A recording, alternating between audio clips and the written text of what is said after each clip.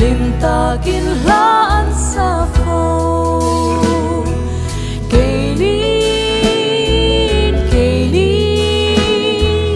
keinin kan o te hian phak kan du bo nang man chuti in min phak tir zo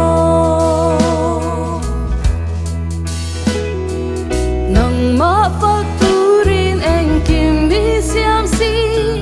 thil nung lo te om ma piang hi nial reng an om lo mi shing zo lo hian kan dam chan lo